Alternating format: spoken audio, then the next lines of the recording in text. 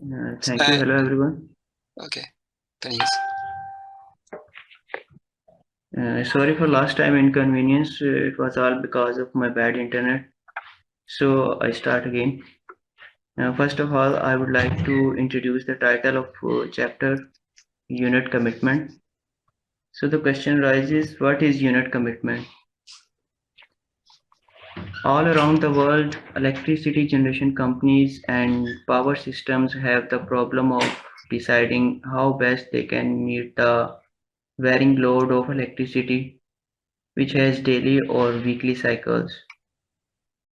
So unit commitment is an optimization problem which is used to determine the operation schedule of generating units of electricity at different time periods with varying load under different generational, environmental and technical constraints.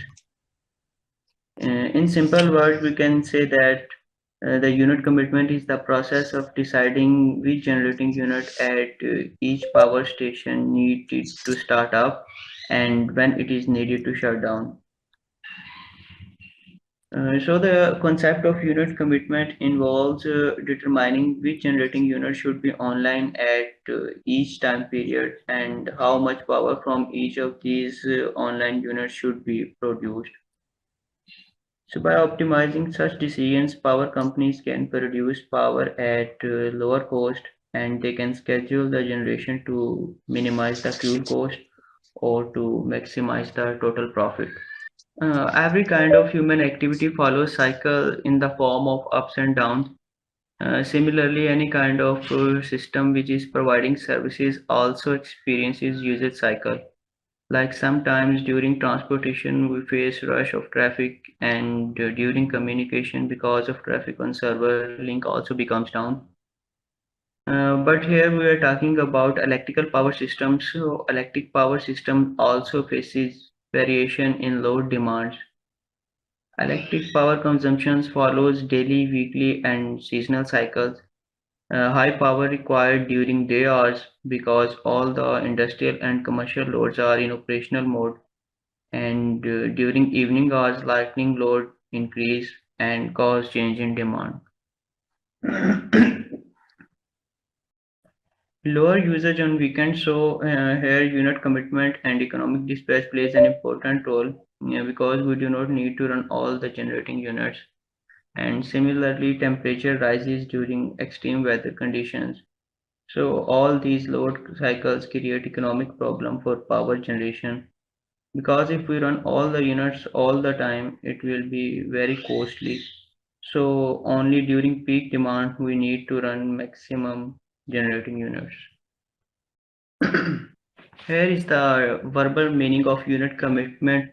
Basically unit means a setup or complete assembly of electrical and mechanical equipment which is providing electricity to specific region, and commitment means to turn on that unit. To turn on the unit means main source of generation operates unit at synchronous speed and after synchronization connect the prime mover and unit to the main network grid to specific region for the electricity supply. As well as here economics involved because savings are made by turning off some of the generation units when they are not needed. So according to the current load demands, we turn off some generation units when they are not needed. In this way, fuel cost can be reduced.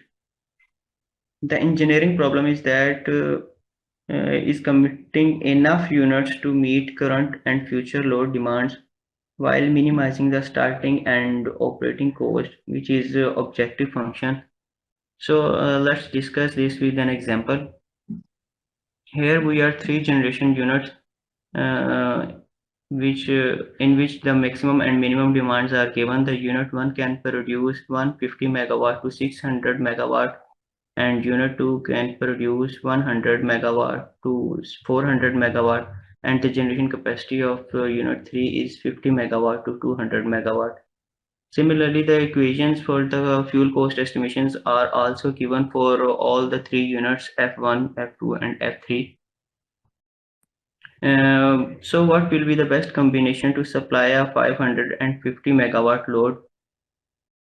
Here, 8 possible combinations are given. So let's discuss one by one. So we can say that which one be the most feasible solution to cover the 550 megawatt load. In the first scenario, all the generation units are in off condition, so it is totally infeasible. If we see the second scenario in which unit 3 is in on condition, which is providing the maximum generation of 200 megawatt and minimum generation of 50 megawatt, that is also infeasible because we need to cover the 550 megawatt load. In scenario 3, only unit 2 is in on condition while 1 and 3 are in off state. So according to the given condition, unit 2 can produce the maximum generation of 400 megawatt and minimum of 100 megawatt. So this is also infeasible. If we go for fourth scenario in which unit 2 and unit 3 are in on condition, so the maximum generation by adding up these both units 2 and 3, it will be 600 megawatt and the minimum generation of 150 megawatt. But we need to take the to cover the demand of 550 megawatt load. So we only take 400 megawatt from unit 2 and 150 megawatt from unit 3. So by putting these values in the cost estimation equation, the fuel cost for generation unit 2 will be the fuel cost for the generation unit for F2 for unit 2 will be the 3760, and for fuel cost of unit 3 will be 1658. So the sum of both these values will result the 5418. If we go on next scenario in which only unit 1 is in on condition while unit 2 and unit 3 both are in off state, so the maximum generation of unit 1 according to given condition is 600 megawatt and minimum is 150 megawatt, but we need to take 550 megawatt. So by putting the value of this P1 in the unit cost estimation equation of for unit 1, so the fuel cost for the unit 1 results 5389, which we can see is less than the above calculated value. Similarly, if we go on next scenario in which unit 1 and unit 3 are in on condition and unit 2 is in off condition, so the maximum generation is 800 and minimum generation is 200 megawatt. So to cover the generation of 550 megawatt, we take 500 megawatt from unit 1 and 50 megawatt from unit 3. So it results the cost for the generation unit 1 is 4911 and generation cost for the unit 3 is 586. So the result is 5497, which is more than the above calculated value. Similarly, we have to see the other two scenarios in which unit 1 and unit 2 are in on condition and unit 3 is in off condition. So the maximum generation is 1000 megawatt and minimum generation is 250 megawatt. To cover the 550 megawatt load, we take 295 megawatt from unit 1 and 255 megawatt from unit 2. So it results the cost for the generation of unit 1 is 3030 and for unit 2 it is 2440. So the sum of these values is 5471, which is also more than the above calculated values. At the end of these, in which all the in the last scenario all the generation units are in on condition, in which the maximum generation is the sum of all these values because we are taking all the units in operation mode. So the 1200 megawatt is maximum generation and 300 is the minimum generation. So we take 267 from unit 1, 233 from unit 2 and 50 megawatt from unit 3. So by substituting all these values in the relevant equation, which results the fuel cost of 2787 for unit 1 2,244 for Unit 2 and 586 for Unit 3. It results the maximum fuel cost 5,617. So by all these calculations, we see that the most feasible solution for the generation of 550 megawatt is the second is this one, in which only unit 1 is in on condition while other two are in off state.